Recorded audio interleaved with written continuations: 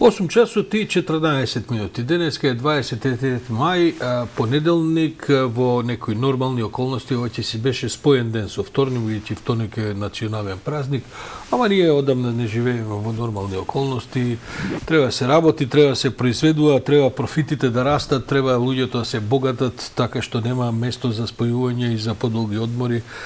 Дури би било добро, паметно, умно и ова што се национални празници да укинеме се, тоа се да биде работно и може би и саботата да се види дали да не се прогласи за редовен работен ден, па така малку недела да се попуштиме и да ни тргне од понеделник се како што треба. Ова е една песимистичка најава на овој утрински мајски брифинг, бидејќи да вистина едва дојдовме утрина на работа и јас и колегите онака земаме, се гледаме и си викаме какви времиња беа тоа, кога човек можеше да се опушти барем 3-4 неработни дена. Така ли е, господин Дејан Додовиќ? Да, така, господин Ордановски, ја да додадам во вашата песимистичка најава дека бројчаникот врти, работеле вие или не бројчаникот врти, само што ги отворите очите, веќе морате да плаќате сметки, така да се сведовме као плаќачи на сметки и ништо повеќе, а она малку што имаме како одбор, тој ден ќути, барем ништо не работи,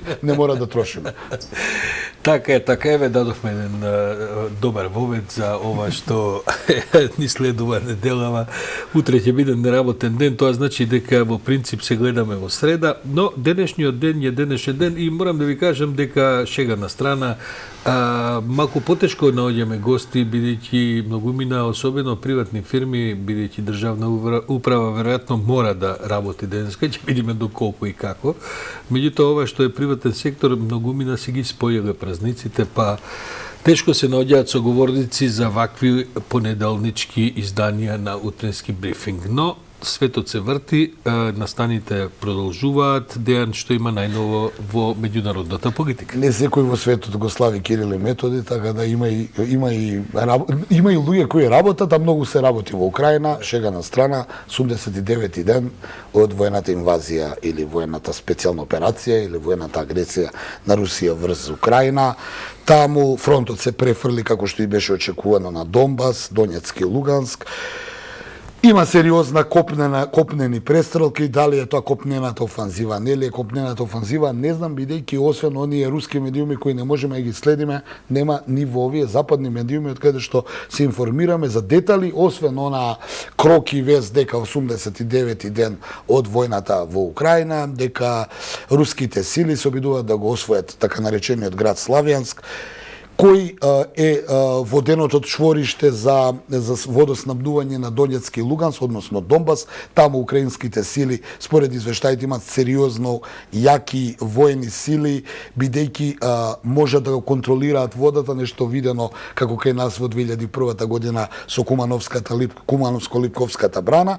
Значи, они го држат тој дел и практично Донецк и Луганск, особено Донецк, е град од 500-600 жители, може да дојде без вода. Идејата според руските извори украинците да укинат скроз водата и да направат еден бунт и нервоза кај луѓето кои живеат таму, бидејќи да подсетам без вода не се живее. Тука наводно руските сили се повлекоа од Харков за да го деблокираат тој дел. Тоа што се однесува до војниот дел.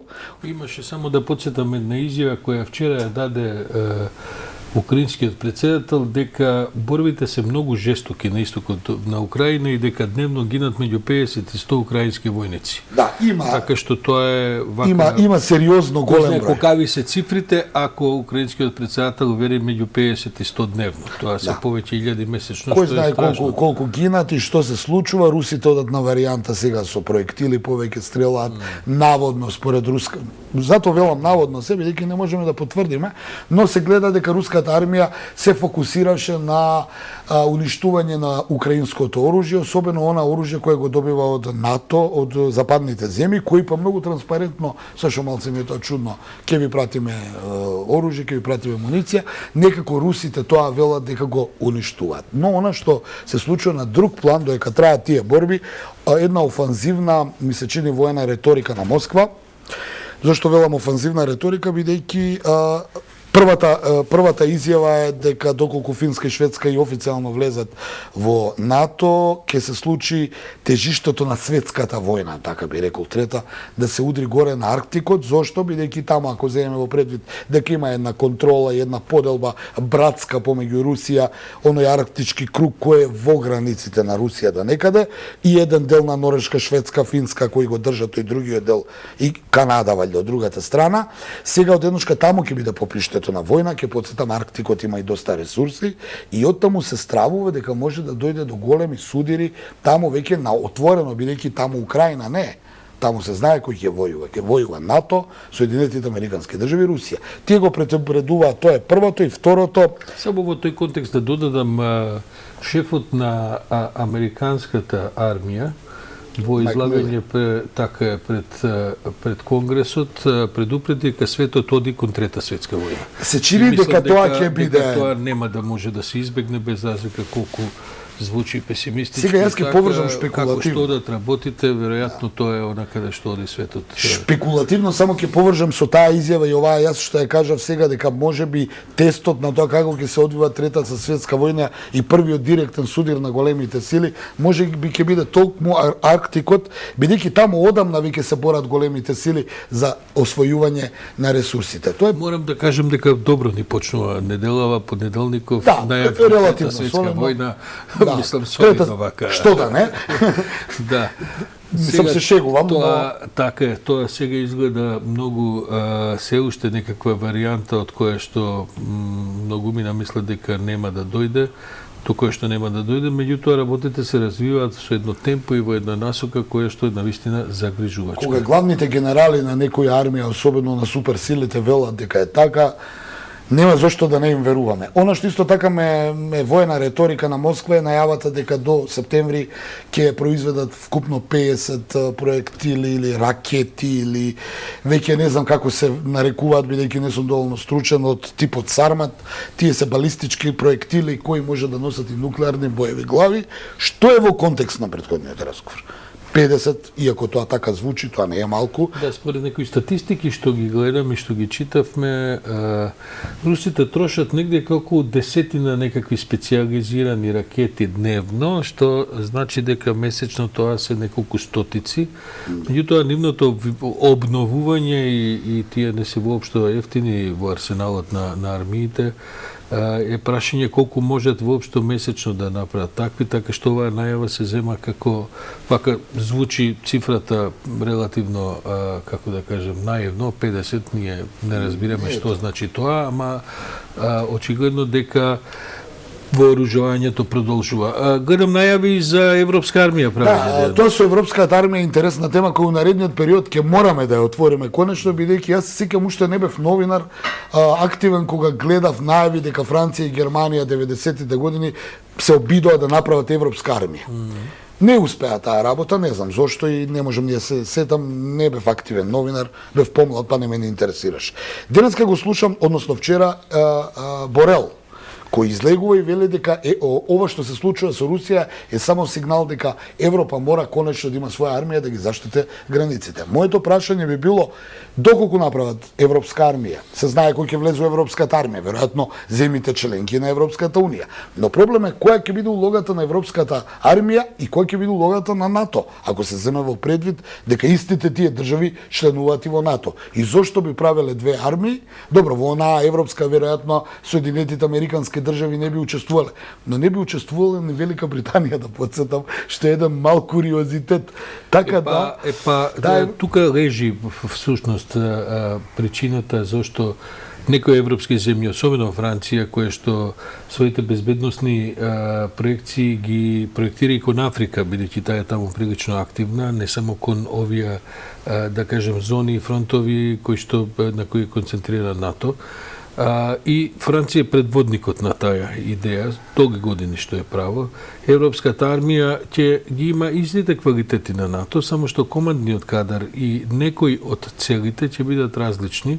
И второ, тие ќе имаат единици за рапидно распределување, каде што, да кажем, координацијата и командата ќе бидат поедноставни отколку во НАТО, бидејќи во НАТО сепак членуваат и земји кои што не се членки на Европската Унија и на јаките, првите три најаки, САД, Британија и Турција. Меѓу другото еве и ние, и Албанија и така натаму. Да, слушай, гледај. Каде што сакам да кажам компликуваноста на проценката и на одлуките за тоа каде ќе се интервенира, како ќе се постави одбраната и така натаму, понекогаш не се поклапаат со желбите на Франција, а веројатно и Германија. Така се случи оно во Либија, што ќе се случи, да потсетам, во Либија дојде во ситуација Италија и Франција да бидат против Европската Унија, бидејќи нивните интереси во Либија, едните го поддржуваа Бенгази и генералот тамошен кој сакаше да преземе власта, другите го поддржуваат Триполи, каде што стоеше наследникот поставен од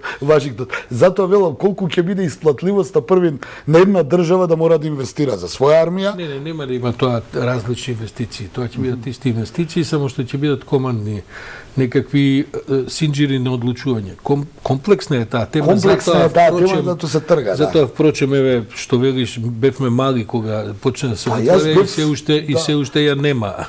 Се уште ја нема и сега Борел кога излезе, тоа е сепак еврокомесар, тоа не е. Дека Европската Унија се обидува и оваа војна со Украина ја подигна целата, да кажем, структура, бидејќи таа беше сметана како политичко-економска, но очигледно е дека без енергија, без бедност и така натаму не може да се биде силен блок, да, и мора да има сите сегменти. Така да се на се, убаво почнува понеделникот, мислам во наводници.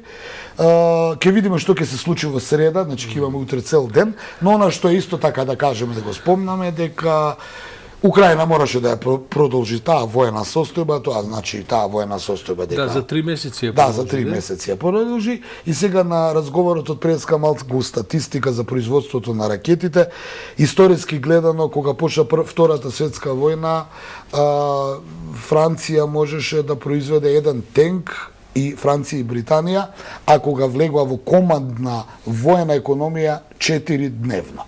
Што кажува тоа? Кажува дека веројатно и Русија, доколку сака да продолжи оваа, да кажеме, воена операција, ќе мора се погласни се најавите во Москва дека можеби Москва ќе оди на варијантата прогласување на воена состојба. Што значи воена состојба? Значи воена и командна економија и прогласување на мобилизација на некој дел од резервниот состав.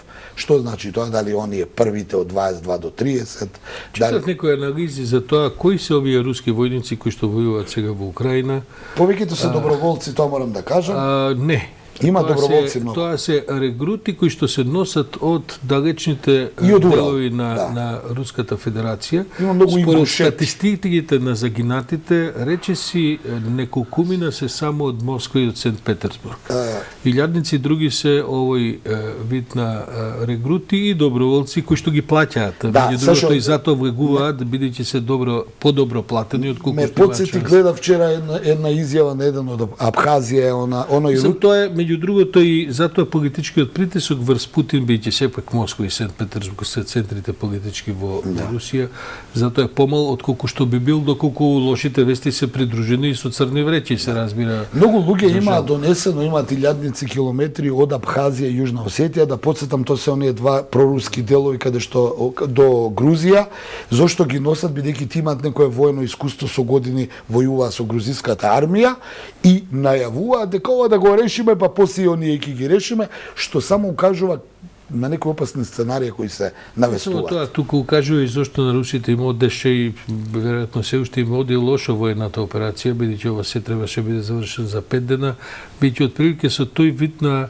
регрути и трупи, затоа и некои руски стручњаци, па и имаше офицери, нешто пензионирани кои што говореа дека затоа и моралот понизок, тие трупи не се доволно истренирани, не се доволно вклучени. И командниот ланец, командни синџири и така натаму, така што делуваат, тоа се можеби згодни за некакви помални операции, но кога треба се координираат огромни фронтовски линии, тогаш Па проблемите слично на она со настануваат СФРЈ, кога ЈНА влегуваше некаде, успеваше да освои, кога влегуваа оние паравоени формации на Аркан, Шешел и останато, не успеваа ништо. Веројатно е пак некој трик и обид за некаков вид на војна. Ке видиме.